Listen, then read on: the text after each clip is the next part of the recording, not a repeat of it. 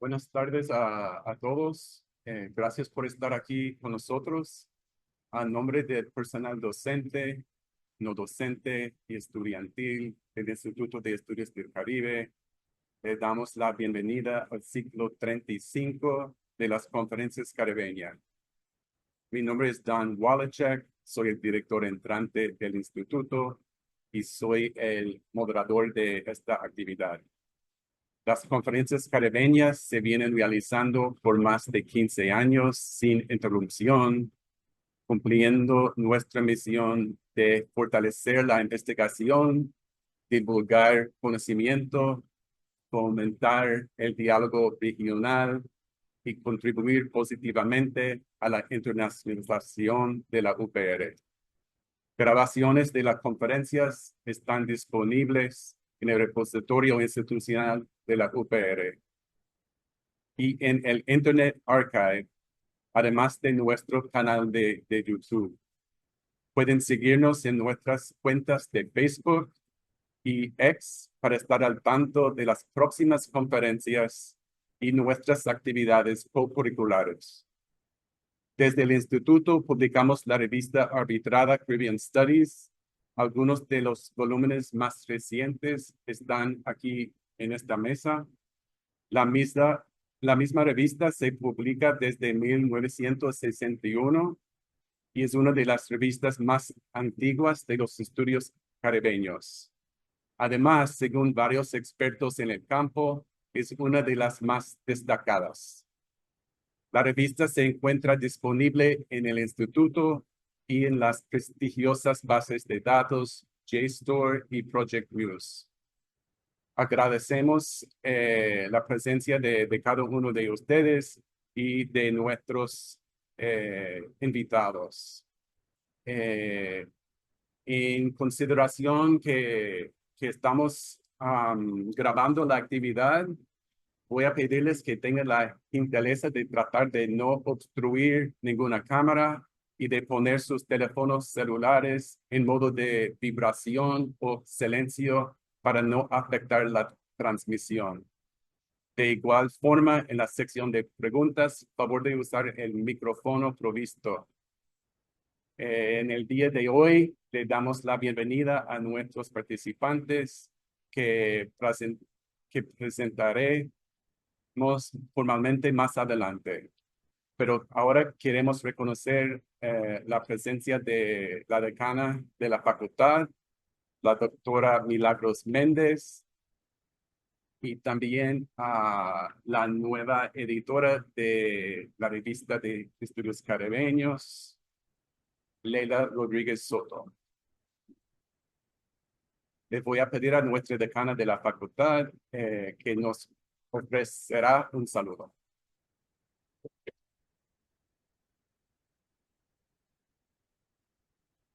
Muy buenas tardes a todos. A nombre de la Facultad de Ciencias Sociales, les doy la más grata bienvenida a todos los presentes, docentes, estudiantes, personal administrativo y aquellas personas que se unen a nosotros de forma virtual. Esta conferencia del día de hoy eh, es la primera conferencia del ciclo de conferencias caribeñas número 35.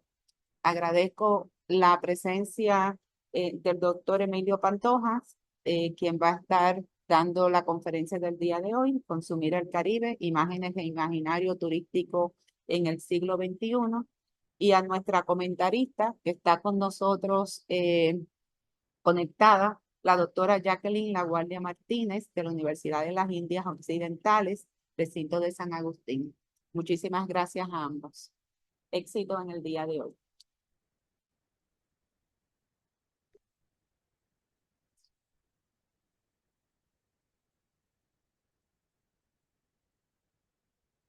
Ahora quisiera presentar el invitado de hoy, el doctor Emilio Pantojas. Él es sociólogo y investigador del Instituto de Estudios del Caribe, donde fungió como director por varios años. Recibió su doctorado en sociología en la Universidad de Liverpool. Es investigador bien productivo Sus publicaciones incluyen muchos artículos. Además de eso, publica en el periódico y participa en programas de radio. Quiero mencionar los títulos de sus libros, que son 5. Incluyen Development Strategies as Ideology, Puerto Rico's Export-Led Industrialization Experience, y también El Caribe en la Era de Globalización, que es un volumen editado. Otro volumen editado se titula Governance in the Non-Independent Caribbean, Challenges and Opportunities in the 21st Century. Y también Crónicas del Colapso, Economía, Política y Sociedad de Puerto Rico en el siglo XXI. Entiendo que han publicado 3 ediciones de ese libro. Y su proyecto más reciente es el libro De la plantación al resort, el Caribe en un siglo XXI. Este libro fue publicado el año pasado. También tenemos con nosotros hoy una comentarista, la doctora Jacqueline LaGuardia Martínez. Tiene su doctorado en economía de la Universidad de Habana. Sus intereses académicos son muchos, incluyen la historia cubana, la economía política internacional, el desarrollo sostenible y las industrias creativas y culturales, entre otros. Actualmente es profesora en el Instituto de Relaciones Internacionales, en la Universidad de las Indias Occidentales, a veces llamado UWI, recinto de San Agustín. La doctora LaGuardia Martínez ofrece cursos sobre estados pequeños en el sistema global, relaciones internacionales en el Caribe y Cuba contemporáneo. Además, es la fundadora del Observatorio Cubano del Libro y la Lectura y miembro de la Cátedra de Estudios del Caribe Norman Hirvan en la Universidad de La Habana. Doctora LaGuardia Martínez, gracias por estar con nosotros hoy y gracias por participar en esta actividad como comentarista. Ahora el doctor Pantojas.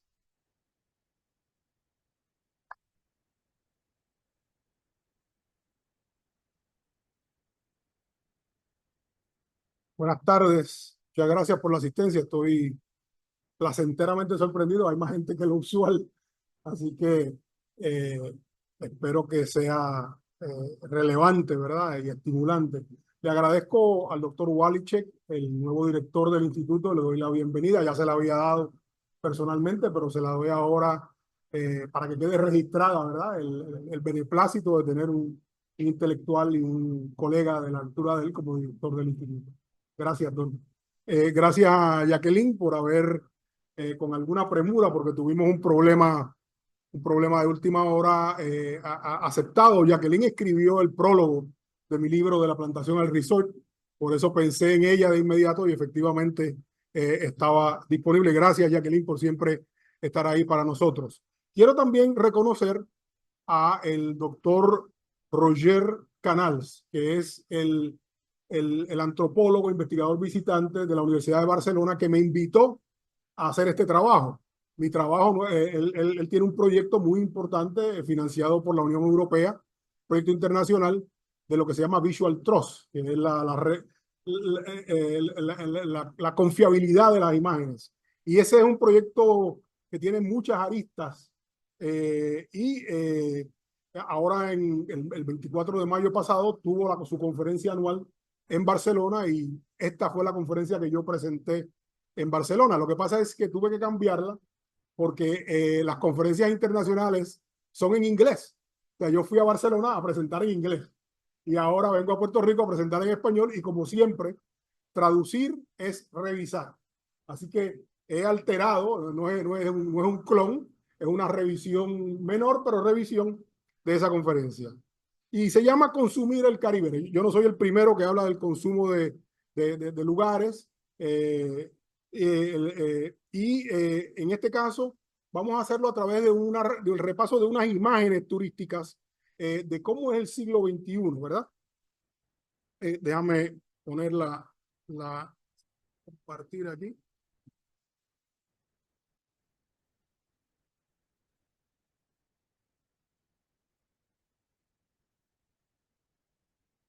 Estos que están aquí son hoteles, de momento se pusieron de moda los hoteles históricos, ¿no? Y yo, la última vez que fui a Santo Domingo, me quedé en el hotel Nicolás Obando. Y yo decía, mano, yo estoy en la casa del primer gobernador de las Indias Occidentales, ¿no? Ahora es un hotel. Bueno, un poco de eso es que se trata esta ponencia. Voy a tratar de dividir mi ponencia en tres, ¿no? La mirada del turista, The Tourist Gaze, que es un libro que escribió el inglés John Urry en el 1990. La mercantilización, a mí me gusta más la palabra en inglés commodification que mercantilización, por eso la puse ahí, ayer y hoy, porque no es un invento de ahora la commodificación de los lugares, la mercantilización de los lugares, y eso incluye también nombrar y crear identidades, a la vez que se despoja a las sociedades locales, y luego hablo de los encuentros visuales y de las fantasías. Así que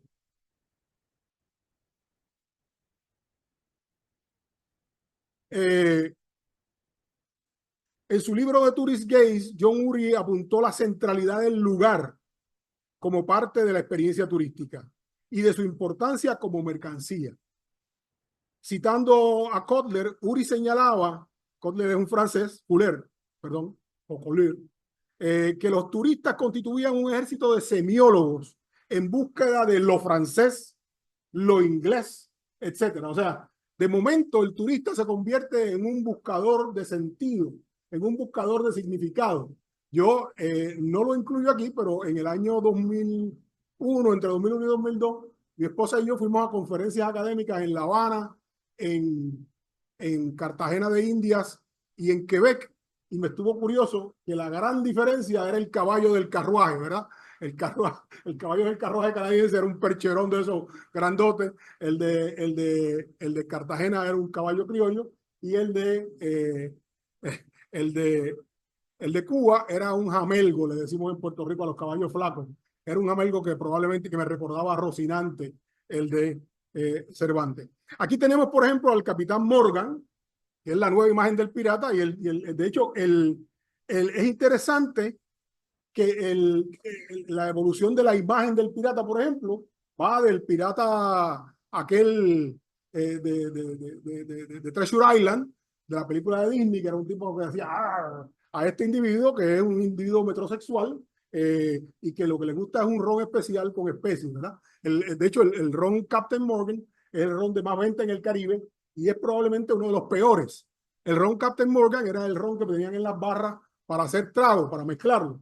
Y de momento la juventud lo convirtió en su bebida preferida cuando bebe alcohol. Y entonces de ahí salió este individuo cuyo lema es To Life, Love and Loot, ¿verdad?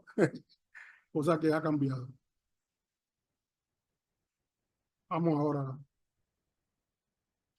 Ver y mirar, ¿verdad? El gaze, ¿verdad? Porque traducir, hay cosas, traducciones que no funcionan. Así que el gaze, esa mirada, que es una mirada intensa, que es una mirada además que te escruta. El turismo es una experiencia visual. Ese soy yo de turista en Rincón y eso es una puesta de sol en Rincón que yo tomé. Así que aproveché eso. Dice, los turistas no visitan simplemente, sino que buscan encuentros visuales. O sea, el consumir un lugar es una experiencia eminentemente visual. Sí, hay que experimentarla, es sensoria también, no voy a decir eso, pero el sentido más importante de eso inicialmente es la vista, es el sitio, el lugar, el paisaje.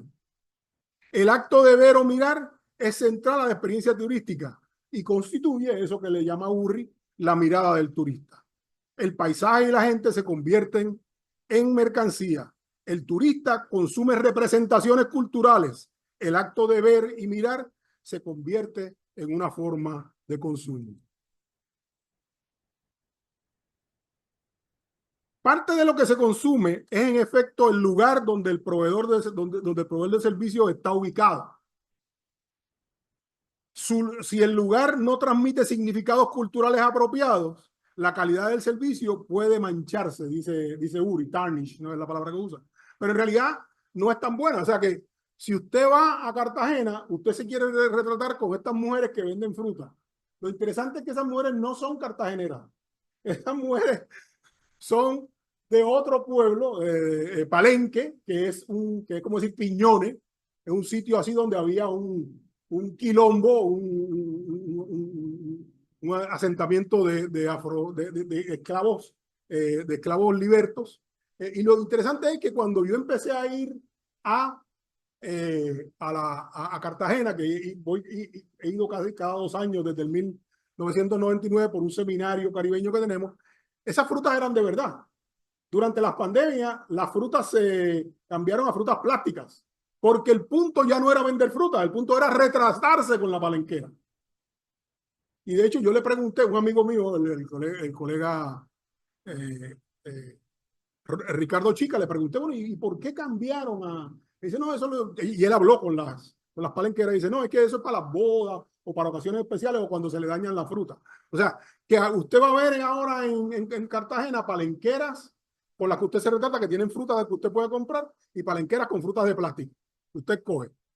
Aquí tenemos en La Habana esta foto del lado que no se ve completa, pero esa foto de La Habana está la santera, la mujer, ¿verdad?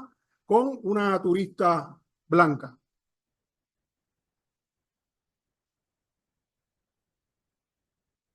Y aquí está la construcción de la autenticidad. O sea, se trata, el turista, y en este caso el turista soy yo, no sé si pueden.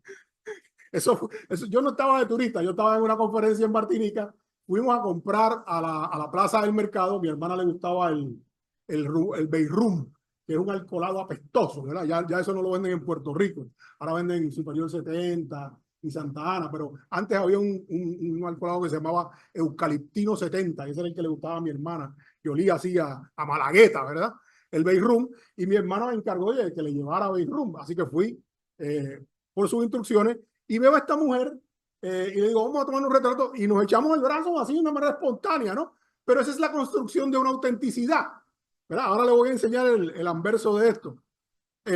Los turistas con sus cámaras capturan momentos y escenas que refuerzan narrativas visuales asociadas a los destinos particulares. Ahí estoy yo, un turista incidental, un turista por accidente, y dije, no, yo no puedo pasar esta por esta señora, ¿no? Y ahí estamos. Esta señora, que además que esta señora se parece a la señora que me cuidaba a mí cuando era chiquito, que era de Humacao, era una mujer negra de Humacao. Y que venía del Caribe francés, se llamaba Juana Balún, y yo busqué el apellido y es un apellido de ascendencia francesa, de los esclavos libertos que llegaron a Fajardo, Macao. Construimos una autenticidad buscando claves visuales, símbolos culturales y monumentos o vistas pintorescas. En este caso, la plaza del mercado de Fort-de-France. Pero el anverso de eso es la construcción de fantasía. Aquí yo estoy, no hay una manera de mover la esquinita, la arrastro. Ok, no, esto es más importante. Si ustedes se fijan, eso es una mujer afrodescendiente vestida de panameña que me lleva como 10 pulgadas de estatura. Ella estaba en una de las tiendas duty free en el aeropuerto de Panamá promoviendo scotch, promoviendo whisky escocés. Y yo le pedí una foto. Yo dije, no, esta no la puedo pasar. Y ella me la dio y después de mí, obviamente, como yo me arriesgué, otra gente vino. Y ella comentaba y dice, pues, si yo cobrara estaría sacando buen dinero. Me dio pena no darle una propina, pero no me atreví porque precisamente ella estaba trabajando para una tienda, ¿no? Y ni siquiera me atreví a ofrecérsela. Pero lo interesante es que se construyen estas fantasías, este sincretismo secular, si se quiere llamar de esa manera, donde esta mujer vestida con el típico traje escocés estaba promoviendo whisky en el aeropuerto de Panamá. Y esas son las fantasías de los turistas, ¿verdad? Yo tan pronto lo vi, actué como un buen turista. Y hay que tomarse una foto con esta mujer, ¿no? Y esa es parte de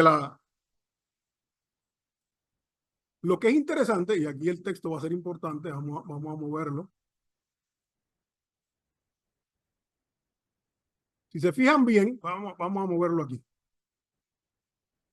Si se fijan bien, esta es otra de las frases, no me acuerdo si es de Uri o de Mimi Scheller, que es una de sus discípulas, que dice, el poder de consumo mueve la economía global y mueve también el empobrecimiento de quienes son consumidos.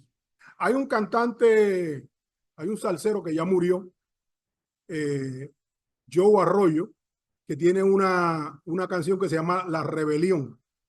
Y en esa canción, él habla de cómo era el pasado y de cómo hay esclavitud perpetua. Y a mí me parece, ese estribillo se me pegó un día. Y en ese proceso, cuando estaba construyendo esta presentación, yo vi este contraste. Aquellos negreros blancos son estos turistas, eso es en La Habana, eso es en Cuba. O sea que es la misma subordinación de manera muy distinta, cualitativamente muy distinta. No es lo mismo ser una esclava que una trabajadora sexual, pero la subordinación, la explotación, el abuso no ha cambiado. Ha cambiado de forma, pero el contenido siendo lo que llamaba yo Arroyo esclavitud perpetua. Aquellos negreros son estos turistas.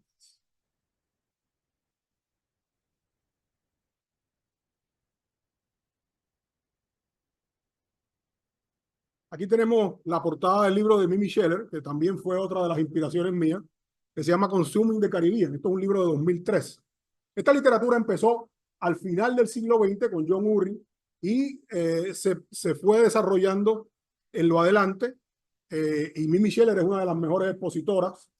Mimi Scheller dice, desde la conquista europea, el Caribe ha sido imaginado y narrado repetitivamente como un paraíso tropical en el que la tierra, las plantas, los recursos, los cuerpos, las culturas y sus habitantes están abiertos a ser invadidos, ocupados, comprados, movidos, usados, vistos y consumidos de manera distinta.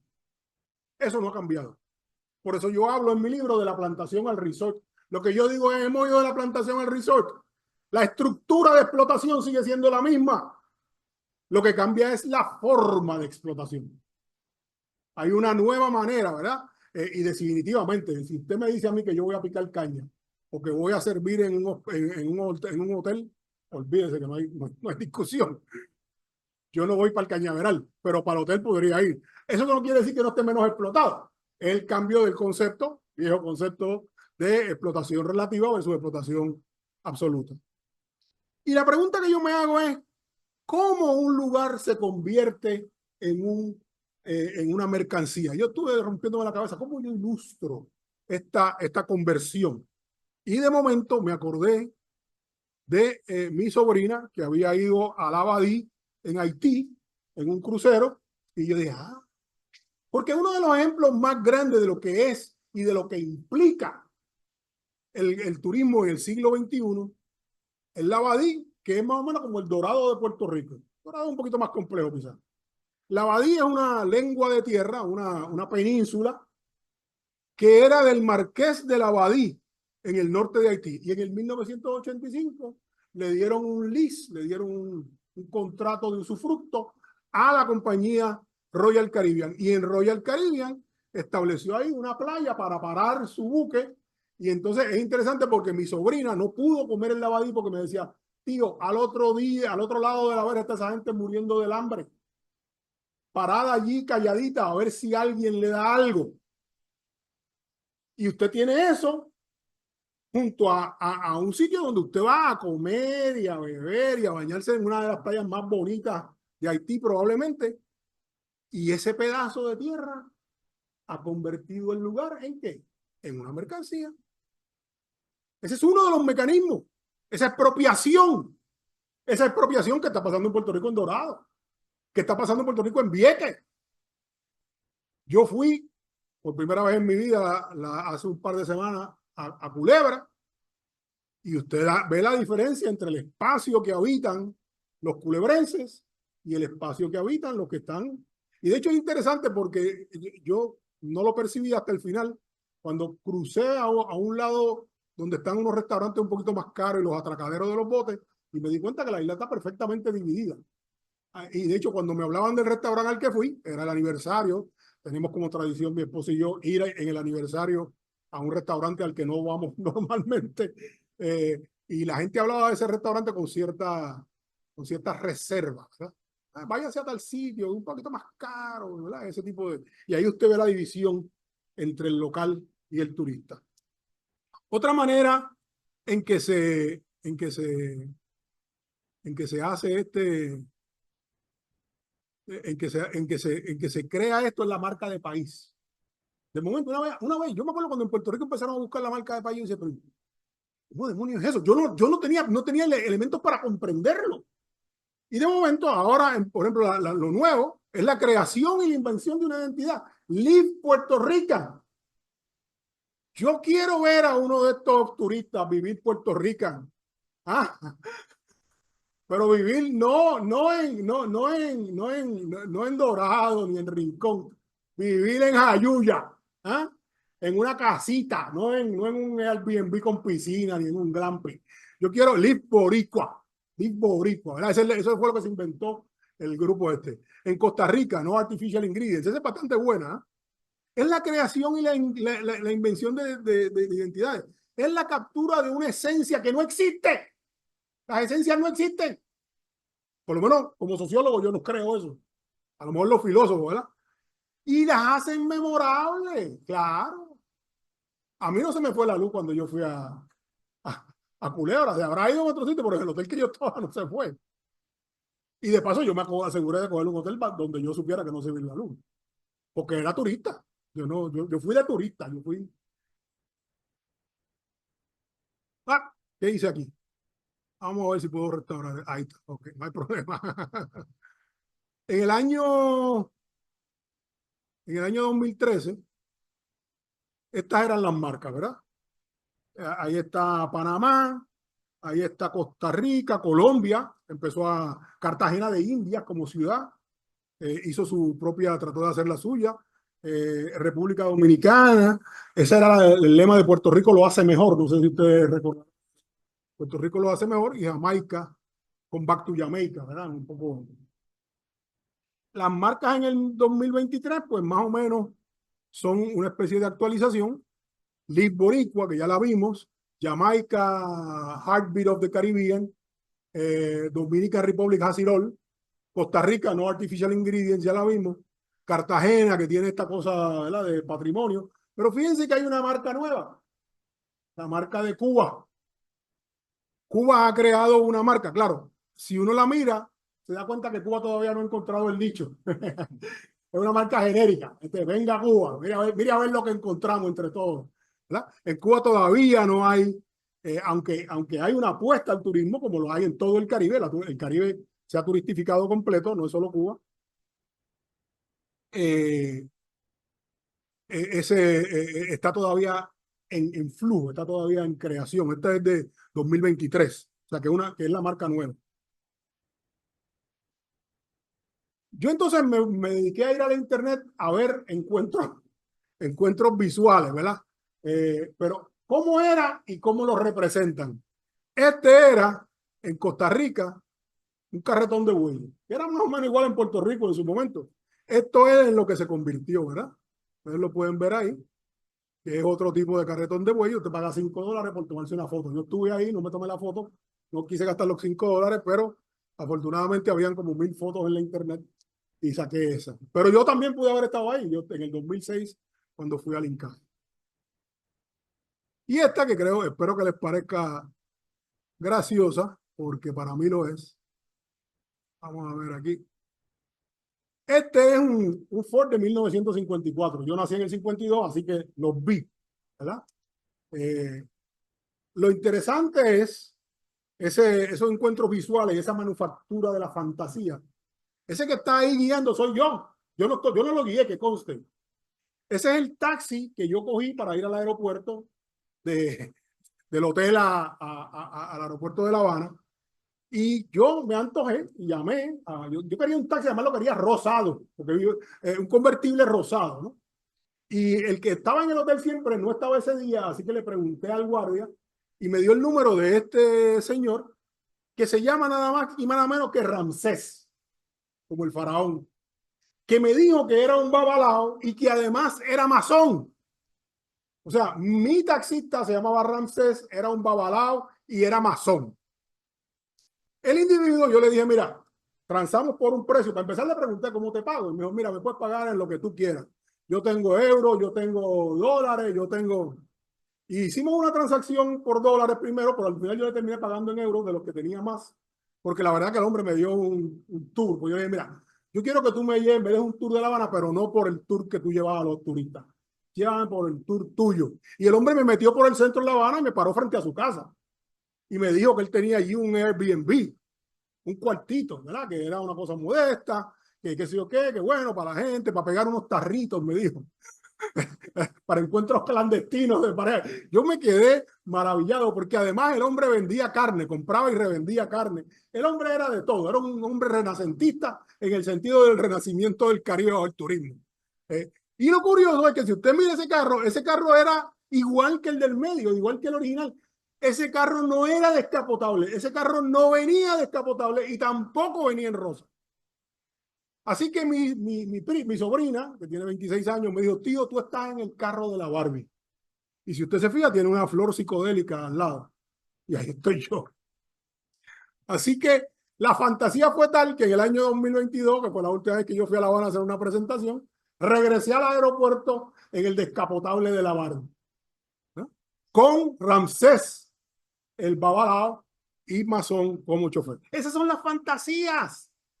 Y claro, la imagen visual, cuando yo vi ese carro, o sea, aquí este es mejor que el que estaba en el... Qué bueno que no estaba el taxista del carro azul, del descapotable rosado, ¿no? Y claro, hay un otro lado que es más oscuro, no lo voy a trabajar demasiado, pero lo voy a mencionar. El otro lado de la fantasía caribeña. El Caribe, ese Caribe que vio Mimi Scheller y que lo describe en su libro Consuming the Caribbean, siempre fue una tierra de piratas, libertinos, hedonistas, ¿verdad? Somos mulatos, fiesteros y pecadores, dijo una vez un predicador que yo estaba oyendo, decía que los misioneros protestantes decían que los puertorriqueños éramos mulatos, fiesteros y pecadores. Cosa que por otra parte probablemente es verdad, no estoy negándolo, pero esa era su percepción, a lo mejor basada en la realidad. Pero me estuvo interesante porque en el año 2012 en Cartagena estuvo la Cumbre del Caribe, la Cumbre de las Américas. Y hubo un escándalo con un miembro de la escolta del presidente Obama, que se metió con una call girl, con una prostituta, con una trabajadora sexual, y no le quiso pagar y se armó este escándalo. Y yo decía, ¿y qué pasó? Y ahí se destapó la olla de todo lo que hacían las tropas en Salvador y todos los encuentros sexuales. Y lo interesante es que, si se ven ahí, hay una portada que dice Swillary, que fue cuando Hillary Clinton fue nada más y nada menos que al Club Habana de Cartagena, club al que yo he ido y que hay música en vivo todos los días, de miércoles a domingo.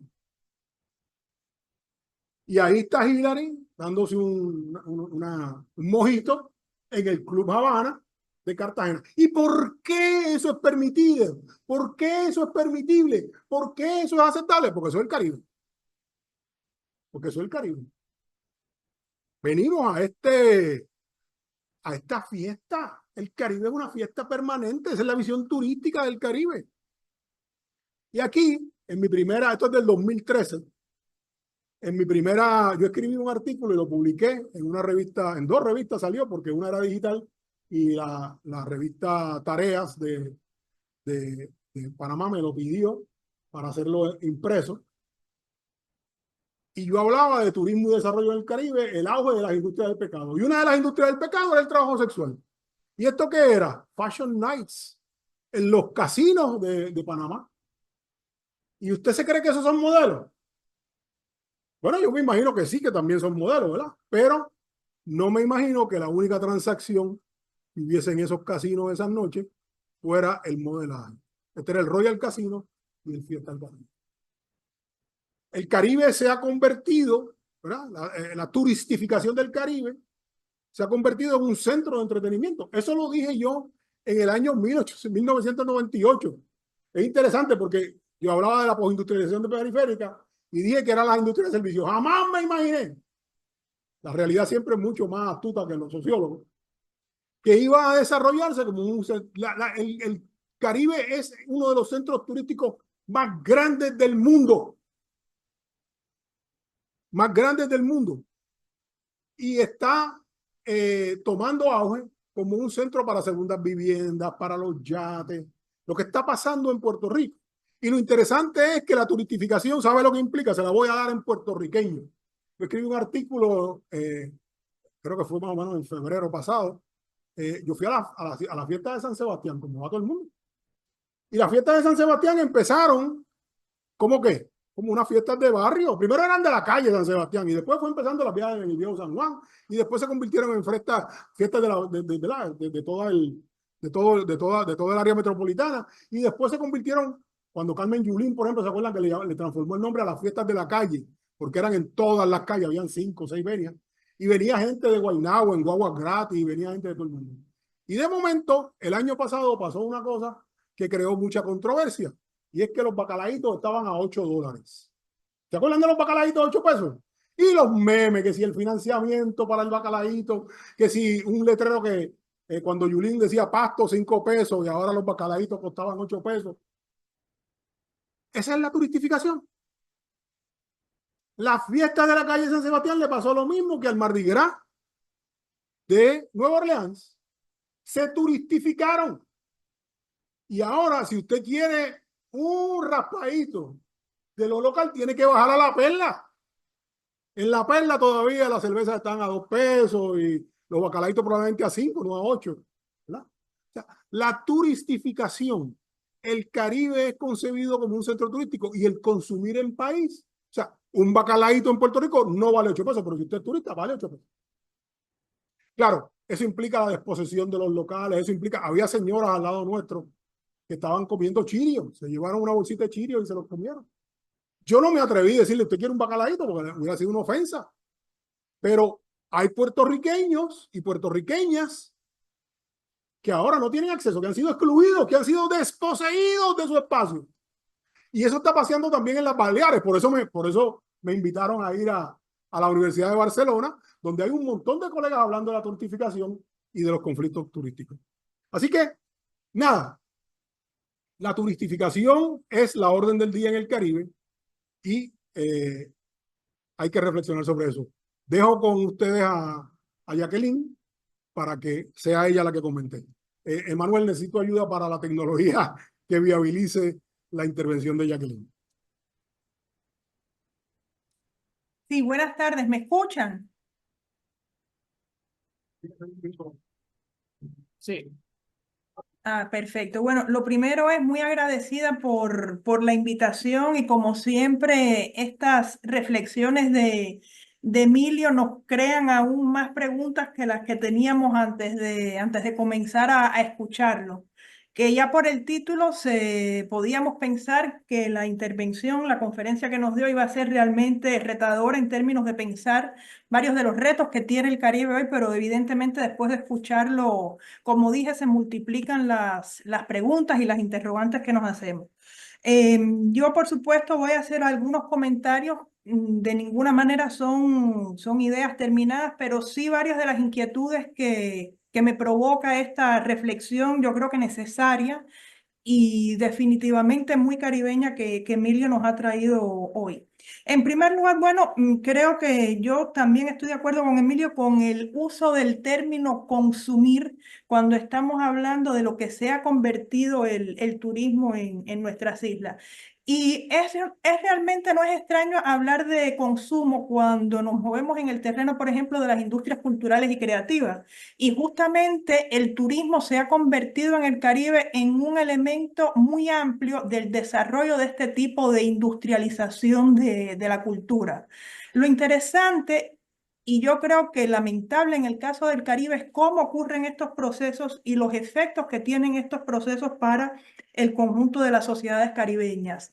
A la vez me doy cuenta que es una línea muy difícil de navegar, porque durante muchos años en la región hemos tenido la discusión del tipo de turismo que queremos y durante muchos años en la región estuvimos hablando de cómo movernos, de cómo apartarnos de estos patrones del turismo de sol y playa, que era un tipo de oferta, además de muy explotadora sobre los recursos naturales, era una oferta que no colocaba al Caribe en una posición de diferenciación o de ventaja competitiva con el resto de muchos otros destinos en el mundo que también ofrecen sol y playa.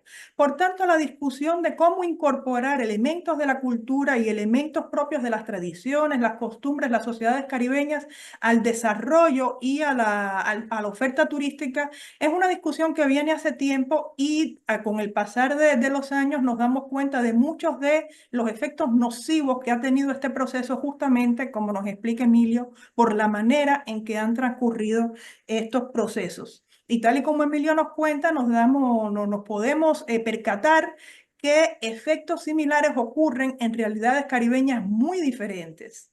El Caribe, sobre todo cuando hablamos del Caribe insular y de esos territorios costeros al Mar Caribe, como podemos encontrar el Caribe mexicano, el Caribe colombiano, entendemos que este proceso de la turistificación que nos hablaba Emilio ha ocurrido de manera bastante similar, repito, viniendo de realidades culturales, económicas y políticas muy diferentes. Y yo creo que un caso ejemplar, tal y como Emilio nos contaba, es el caso de Cuba, que lo conozco perfectamente después de casi 50 años de experiencia de vida cubana, en el cual un país en el cual que se organiza de manera diferente en términos de su economía, su política, incluso las dinámicas sociales que ocurren ahí, no puede escapar de consecuencias muy similares y de manifestaciones muy similares cuando hablamos de cómo ocurre este proceso de la turistificación.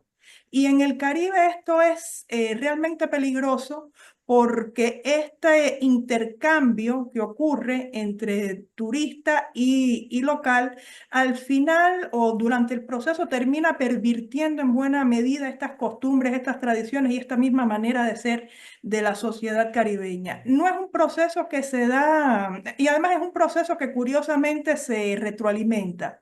Emilio nos comentaba cómo la experiencia del carro, yo creo que es ilustrativa.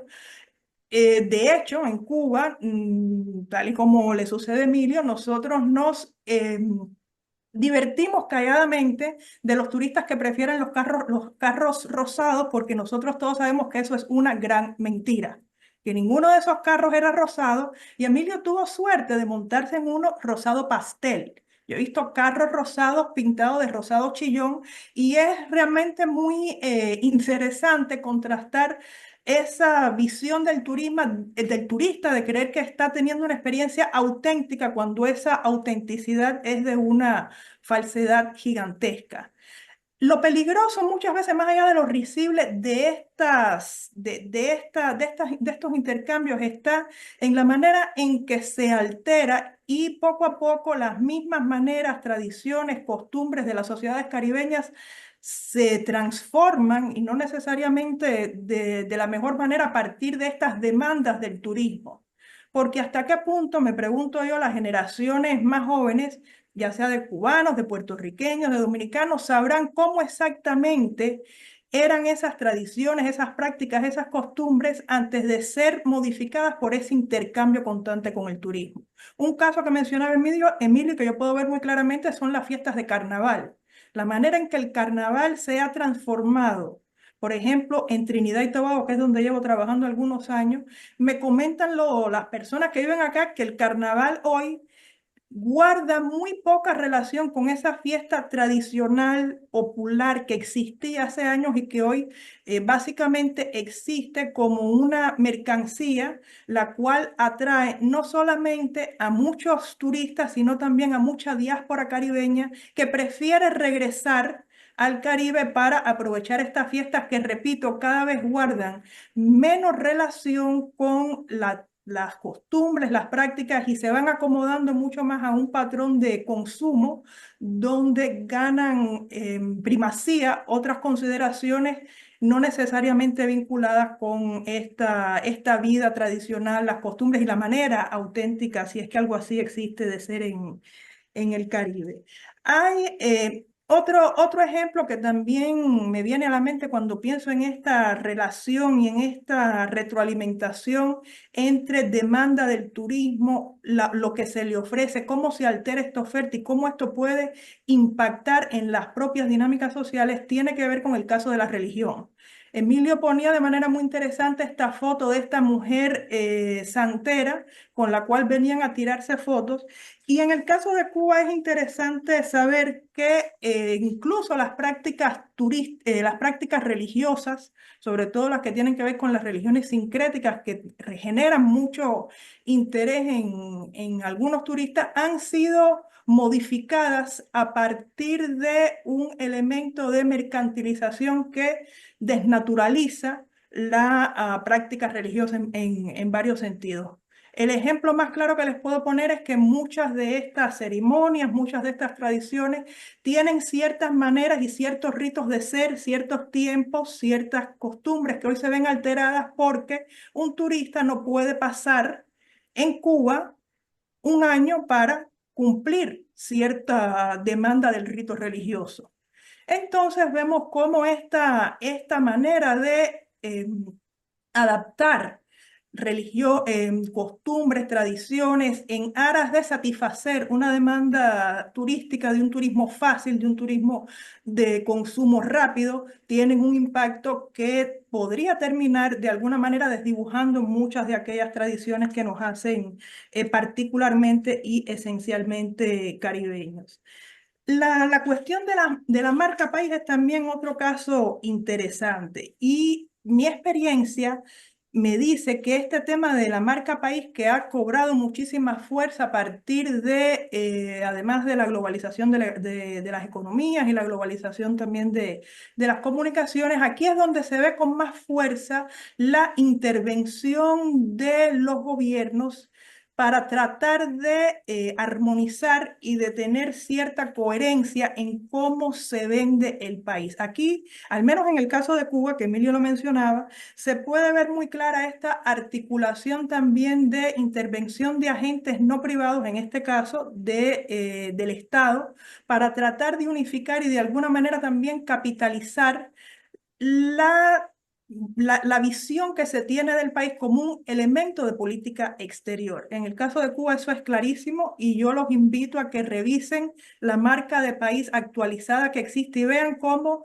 se utiliza de manera uniforme, sobre todo en la visión que se da del país, no solo para los turistas, sino también en el ámbito de cómo se hace la política exterior. Sería interesante contrastar si otros países hacen lo mismo y si existe una participación de los estados y de las instituciones de gobierno en armonizar esta visión del país para tratar de obtener una manera más coherente o de al menos fijar una manera más coherente de cómo se vende y de cómo se proyecta el país como atractivo, también como, no solamente como atractivo para turistas, sino también como elemento de este soft power que es tan importante en la manera de hacer política hoy y en la cual el turismo es un elemento de gran importancia, sobre todo para el Caribe. No podemos obviar que en el caso de las culturas caribeñas, una manera inmediata de comunicar, de hacerse conocidos, de hacerse reconocidos en el exterior, pasa por la cultura y las tradiciones. Un caso clásico, por lo menos en el Caribe de las West Indies, vendría siendo Jamaica. Es decir, Jamaica es un país que logra destacar en el mundo, no solamente por su atractivo turístico, sino evidentemente por su impacto tanto en el deporte como en la música. Y estos son elementos que no pasan desapercibidos y que también se tratan de incorporar dentro de las estrategias de política exterior y proyección externa de las sociedades caribeñas. El gran reto aquí es cómo ocurren estos procesos. ¿Puede el Caribe desentenderse hoy del turismo? ¿Puede el Caribe desentenderse hoy del turismo que pretenda rescatar esa dimensión de lo cultural, de lo social, de las tradiciones? Sería muy difícil, y sería muy difícil porque estamos hablando de países pequeños con muy pocas, o no diría muy pocas, pero sí con menos opciones relativas de insertarse en la economía global, en las condiciones en las que existe hoy la economía global y en las condiciones en que se organiza hoy la economía política a nivel internacional. Entonces, ¿qué opciones tienen nuestros países? Alejarse del turismo, apartarse del turismo, descartar el turismo.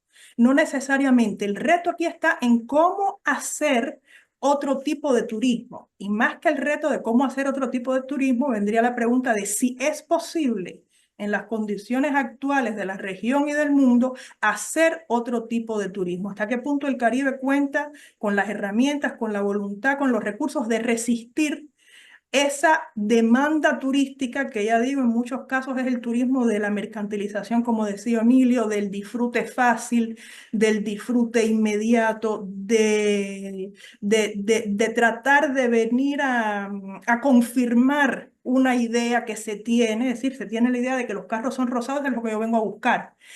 Y hasta qué punto entonces el Caribe está en condiciones de retar esa posición en la cual se le ha encasillado en un ordenamiento económico internacional donde definitivamente mantenemos una posición de dependencia y subordinación que ha cambiado en las formas, pero no en el contenido.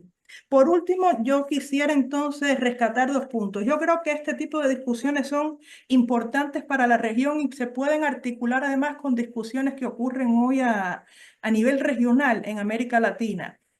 Pienso que esto que nos ocurre en el Caribe con este tipo de turistificación que nos habla Emilio, se puede conectar perfectamente con muchas de las discusiones que hoy se dan en América Latina en relación con el neoextractivismo, porque el turismo que tenemos en el Caribe no es otra manera, no es sino otra manera de extraer los recursos que tiene la región. Y en el caso del Caribe es aún mucho más complejo, porque no solamente estamos hablando de recursos naturales, sino de los recursos humanos, de los recursos sociales, de las experiencias vitales de la gente que se vuelven mercancía.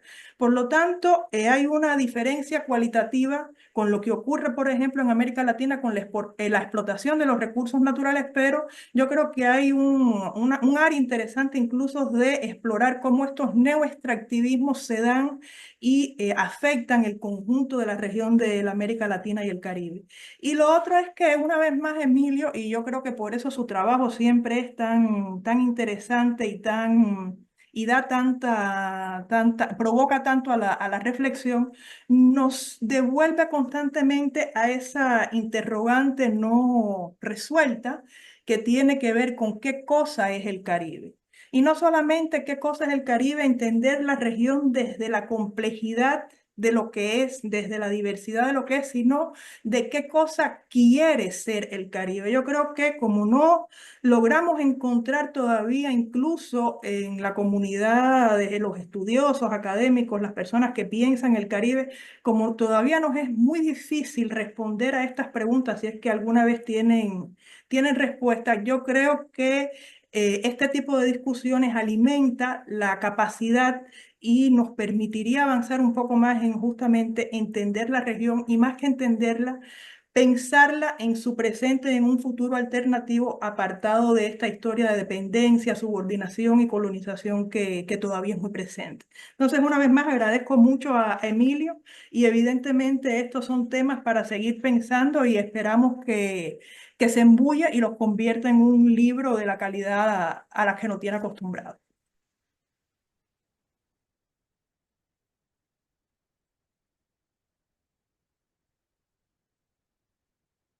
Ahora tenemos algunos momentos para discutir la ponencia y también los comentarios.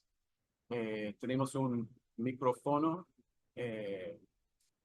Ya estoy imaginando, soy lingüista y me han entusiasmado con las referencias, por ejemplo, a los símbolos, ¿no? Y las relaciones y cómo impactan el significado de esos símbolos. Y estoy tomando notas sobre un proyecto que quiero hacer en el futuro, ¿no? ¿Quién tiene la primera pregunta o comentario?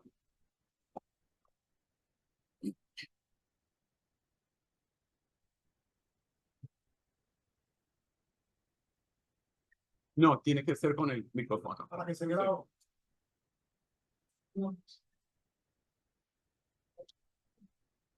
Habla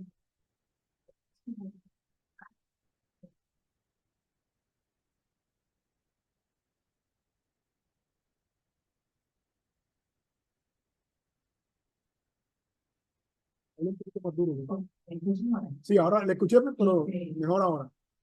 Pregunto si tienen algunos ejemplos de igual como los ejemplos de este turismo activista en acción. Si hay algunos ejemplos de resistencia a ese tipo de turismo. O si hay, por ejemplo, si se imaginan cómo podría ser una resistencia a esos ejemplos. Por ejemplo, de un cargadito, una cosa que me viene a la mente es quizá cobrarle a los turistas 15 pesos, pero a los locales 2. No sé, cosas así, como unos ejemplos concretos de la vida real o de Me gustaría, después que yo termine de comentar, oír lo que pasa en Cuba, pero en Puerto Rico, la resistencia viene principalmente de sectores ambientalistas que están defendiendo las playas. Pero incluso yo, en alguna ocasión, cuando yo fui a Vieques, tuve la oportunidad de hablar con el alcalde Emerick, creo que se llamaba, y yo le preguntaba, mire, ¿por qué no crean una tarifa dual en la lancha, ¿no? Donde los locales paguen los $2 y los turistas paguen 20 o 25 o lo que sea, ¿no? Y él me decía, no, lo que pasa es que hay una disposición federal de sitios aislados y la gente que tiene dinero como usted, porque estábamos en el aeropuerto de Isla Grande, él creía que yo tenía dinero porque me fui en avión. O sea, yo no he visto en Puerto Rico, fuera de los grupos ambientalistas, una voluntad. La otra resistencia es la resistencia típica de que se crea un espacio alterno que está en La Perla. Mi sobrina, que es estudiante universitaria, me dice, tío, en La Perla están a 2 pesos la cerveza, los bacalaitos están a 2 o 3 pesos. Entonces tú tienes este otro espacio donde el que sabe se va, pero el que no sabe, sea puertorriqueño o sea, además, es el espacio donde están las orquestas, donde están, ¿verdad? Las atracciones principales. Así que parte del problema es que no hay, ¿verdad? En este momento, un movimiento de resistencia al turismo. Jacqueline, no sé si quieres decir algo allá. Sí, lo que no escuché la pregunta, entonces no me enteré. Que si hay resistencia sobre esta cuestión turística en La Habana, en Cuba. Bueno, Resistencia popular. ya, escuchando lo que tú decías y ahora con la pregunta, yo creo que las estrategias de adaptación son bastante similares. Es decir, los locales sabemos exactamente cuando un precio está inflado, cuando algo no se corresponde con lo que mejor podemos obtener y entendemos también que hay un espacio que es diseñado para ese turismo más ficticio. Entonces, hay una primera estrategia que yo creo que es la de, ese es un espacio para los turistas, si ellos quieren pagar el bacalaíto 8 pesos que lo paguen, yo sé dónde lo venden a 5 y aquí todos somos felices porque ese pequeño sector empresario privado está obteniendo ingresos del turismo que yo local no le puedo dar y yo puedo obtener eso en otro sitio. Así que ahí existe esa pequeña maña caribeña de eso es para los turistas que sean felices ellos así. El caso, por ejemplo, de la explotación de las playas que tú comentabas, en Cuba no ocurre de esta manera. Y aquí entonces sí nos damos cuenta de las diferencias profundas en los modelos políticos y económicos que existen, no solamente entre Cuba y Puerto Rico, sino entre Cuba, Puerto Rico y el resto del Caribe. Ahora, dicho esto, donde es decir, en el caso de Cuba, evidentemente hay una propiedad pública sobre las playas que se respeta bastante, las personas conocen esto, pero sin embargo, y similar a lo que ocurre en otras partes del Caribe, existen estrategias para que ciertos hoteles no declaren la playa privada, pero dificulten el acceso a la playa. ¿Esto es hoy un elemento de resistencia popular en Cuba? Yo diría que no, porque existen muchas otras playas públicas de calidad y acceso a las que el resto de las personas pueden ir. Si en el futuro este proceso de enclaustramiento de la playa para el disfrute de la gran cadena hotelera aumentar y pusiera en riesgo o pusiera en jaque el acceso de las personas a las playas, habría que ver qué pasa. A lo mejor este es un momento en que las instituciones cubanas se verían presionadas a actuar, encontrarían ciertas resistencias, pero lo cierto es que hasta hoy esas dos realidades conviven con tensiones, pero no son tensiones irresolubles aún.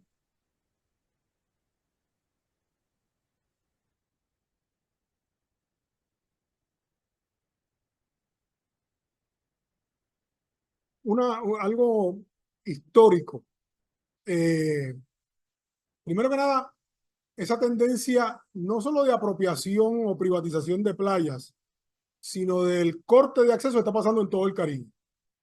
Y está pasando en las Baleares. Por eso mi contacto con la gente de Barcelona y de la Universidad de las Islas Baleares, la Universidad de Barcelona, hay toda una literatura. Y de hecho, ahora, por ejemplo, en Barcelona, en la ciudad, en el casco, prohibieron los Airbnbs. O sea que hay un intento regulatorio. Y las playas son un elemento de contención, pero no es solo la playa, es el acceso a la playa. Veía yo el otro día esta persona, Bianca Groló, estaba hablando del acceso a la playa en Jamaica. Está pasando exactamente lo mismo en Puerto Rico, que la playa es pública, pero te tapan el acceso y los pescadores que no vivían en la playa, sino que vivían al lado, ahora no, tienen que caminar varias millas para llegar a su acceso. Ese es uno. Lo otro es que históricamente la resistencia varía. Cuando yo era niño, mi padre era taxista y me contaba que el área de San Juan era de prostíbulos, ¿verdad? Y los marinos de la Marina de los Estados Unidos venían en lo que le llaman el Liberty Port. San Juan era parte de un Liberty Port. Y cuando empezaron a meterse los marinos con las mujeres que no estaban trabajando en los burdeles, se creó un grupo de gente que le tiraba tinta azul a los uniformes blancos. El conflicto llegó a tal grado que mataron a un marino. Y a partir del asesinato de ese marino, movieron el Liberty Port a Charlotte Amalie. Lo otro es que yo no sé si usted se acuerda durante la pandemia que se formó este hábito de gente que venía a pelear en los restaurantes para irse sin pagar. Y eso se convirtió como una especie de Facebook Challenge. Y hasta que una muchacha, una joven de Atlanta, hizo eso y la metieron presa. Y me contaba un amigo que era amigo a su vez del abogado que contrataron para defenderla, que los papás decían, pero ella nunca ha hecho una cosa así. Y tan pronto pasó que metieron al primero preso, pues hubo un poco más de orden. Lo otro, que fue un poco más grave, fue un afroamericano que fue a comprar drogas a la Perla, y en la Perla el hombre se puso, parece que se pasó de las reglas y lo mataron. Y apareció su cadáver en Vega Alta o en Vega Baja, no me acuerdo, porque para que no fueran O sea que hay unas formas de resistencia que son complicadas y que no estoy recomendándolas bajo ninguna situación, pero que son formas de la lucha social que crea, ¿verdad? No sé si en Cuba habrá habido algún tipo de incidente con los turistas. Bueno, incidentes yo creo que han ocurrido, pero no necesariamente es decir, hay turistas que se mezclan en situaciones de criminalidad, en delito, pues parte de este tipo de turistificación es en presentar al Caribe como un sitio donde casi todo está permitido cuando cosas así no ocurren. Entonces, por supuesto, existen casos de turistas que son detenidos, que están en prisión, que creen que la droga puede entrar y circular libremente cuando no es el caso. Por lo tanto, sí hay conflictos que incluso, tal y como tú cuentas, pueden verse, es decir, pueden escalar hasta situaciones de juicios y personas en la cárcel. Lo otro es que yo quería añadir es que yo creo que aquí la dimensión relativa juega un papel, es decir, la tensión sobre la explotación de la playa y el recurso natural en Puerto Rico y Jamaica va a ser mayor que el caso de Cuba, por la simple dimensión territorial y espacial y porque todavía Cuba no ha sido súper explotada turísticamente como el resto de las islas más pequeñas. Por lo tanto, lo que hoy puede ser un elemento de mucha tensión en Jamaica o en Barbados, todavía es un elemento donde en Cuba, por ejemplo, existen más reservas Y estoy pensando quizás, me imagino que en el caso de República Dominicana, que es más grande, que también vive esas tensiones, pero que quizás todavía no escale porque tiene un espacio físico que le permite manejar esto. Pero en las islas más pequeñas ya este espacio físico se agotó y entonces vemos estos problemas que tú nos planteas de manera muy, muy clara, escalando en dimensiones que todavía que no son la generalidad quizás en Cuba o en otros sitios.